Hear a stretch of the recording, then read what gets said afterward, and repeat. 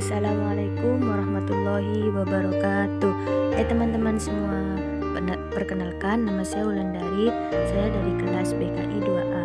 Saya di sini akan mempresentasikan tiga materi dari mata kuliah pemahaman tingkah laku untuk memenuhi tugas akhir semester genap yang diampu oleh Bu Bariyati MPD. Lanjut langsung ke materi yang pertama, yaitu kecerdasan dan kepribadian. Kecerdasan, setiap individu tidak hanya memiliki satu kecerdasan tetapi lebih, yaitu disebut juga multiple intelligence atau kecerdasan ganda. Teori kecerdasan ganda multiple intelligence yang dikemukakan oleh Howard Gard dan seorang profesor psikologi dari Harvard University akan dijadikan acuan untuk lebih memahami bakat dan kecerdasan individu. Gerald dan kawan-kawan mengemukakan 1996 beberapa karakteristik individu siswa yang perlu dipahami antara lain. Yang pertama yaitu usia dan tingkat kedewasaan. Yang kedua, motivasi dan sikap terhadap subjek. C. Harapan dan tingkat kejuruan. Yang keempat, bakat khusus. Yang kelima, ketangkasan mekanik. Yang keenam, kemampuan untuk bekerja dalam berbagai kondisi lingkungan. Salah satu karakteristik penting dari individu yang perlu dipahami oleh guru sebagai pendidik adalah bakat dan kecerdasan individu. Kecerdasan emosional merupakan konsep yang baru dikembangkan oleh Daniel Goleman dalam karyanya pada tahun 1995 berjudul Emotional Intelligence. Kecerdasan emosional atau emotional intelligence merujuk kepada kemampuan mengenali perasaan kita sendiri dan perasaan orang lain, kemampuan motivasi diri sendiri, dan kemampuan mengelola emosi dengan baik pada diri sendiri dan dalam hubungan dengan orang lain. Inti dari kecerdasan emosional yang selama ini diperkenalkan adalah kemampuan kita dalam membangun emosi secara baik dalam hubungannya dengan diri sendiri orang lain. Kepribadian, istilah kepribadian personality sesungguhnya memiliki banyak arti. Hal ini disebabkan oleh adanya perbedaan dalam penyusunan teori penelitian dan pengukurannya. Kiranya patut diakui bahwa di antara para ahli psikologi belum ada kesepakatan tentang diri dan definisi kepribadian itu. Ada beberapa arti dan definisi ahli yang mencoba menafsirkannya. Pengertian kepribadian menurut disiplin ilmu psikologi bisa diambil dari rumusan masalah. Beberapa teoritis kepribadian yang terkemuka.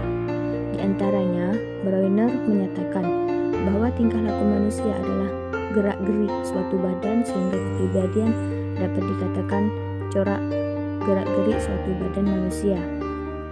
Tingkah laku yang disebut kepribadian bersifat sadar dan tidak sadar. Hal itu dapat dilihat dari manusia dan dari sudut lingkungannya. George Kelly bahwa kepribadian sebagai cara yang unik dari individu dalam mengartikan pengalaman-pengalaman hidupnya. Materi yang kedua adalah konsep dasar perilaku sosial. Perilaku sosial. Sarwono 2012 halaman 11 menyatakan bahwa psikologi seperti yang telah diketahui adalah ilmu tentang perilaku, sedangkan sosial di sini berarti interaksi antar individu atau antar kelompok dalam masyarakat. Tokoh lain pun juga memberikan pendapatnya menurut David dalam Nina 2012 halaman 12 bahwa psikologi sosial adalah ilmu yang berusaha secara sistematis untuk memahami perilaku sosial mengenai A. Bagaimana kita mengamati orang lain dan situasi sosial. B. Bagaimana orang lain bereaksi terhadap kita. C. Bagaimana kita dipengaruhi oleh situasi sosial. Persepsi.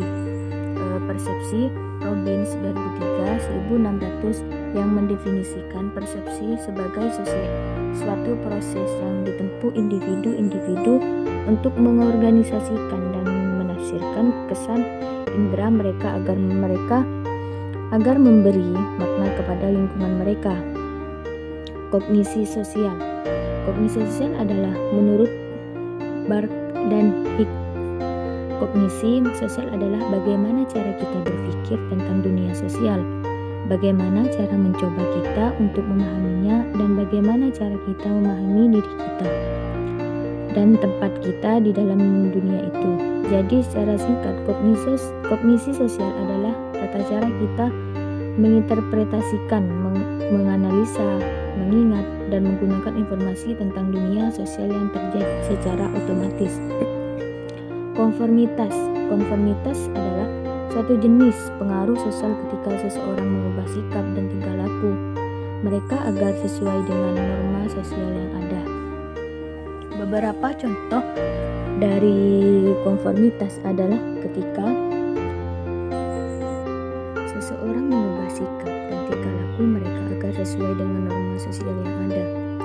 Beberapa contoh dari konformitas adalah ketika menengok orang sakit, orang akan membawakan buah atau makanan lainnya. Ketika hendak mengambil uang di ATM atau menaruh uang di bank, orang akan menunggu giliran dan mengantri.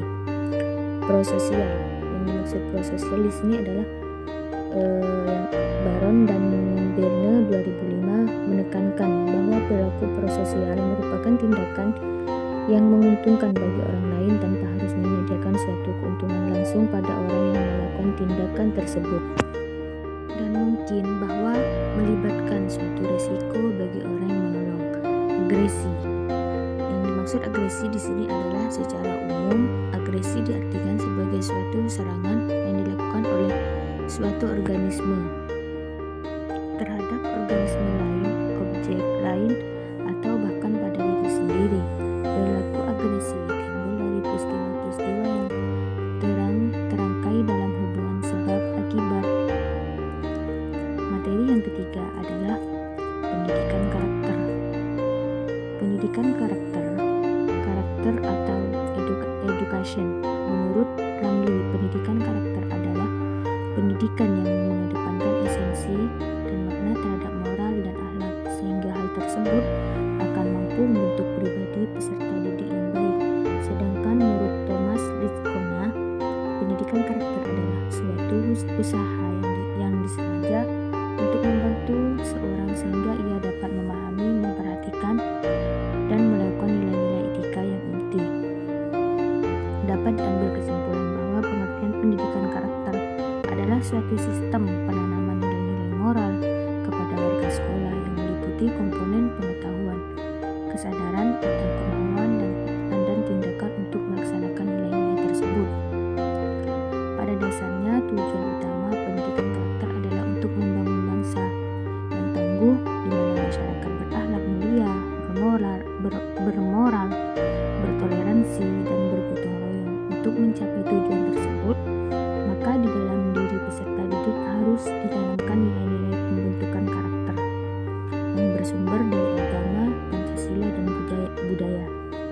Berikut adalah nilai-nilai pembentuk karakter tersebut. A. Kejujuran. B. Sikap toleransi. C. Disiplin. D. Kerja keras. E. Kreatif. F. Kemandirian. G. Sikap demokratis. H. Rasa ingin tahu. I. Semangat kebangsaan. J. Cinta tanah air. K. Menghargai prestasi.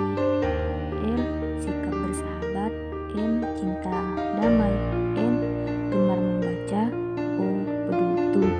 Peduli terhadap lingkungan. P. Sosial. Q. Rasa tanggung jawab. R. Religius. Sekian, terima kasih dari saya. Assalamualaikum warahmatullahi wabarakatuh.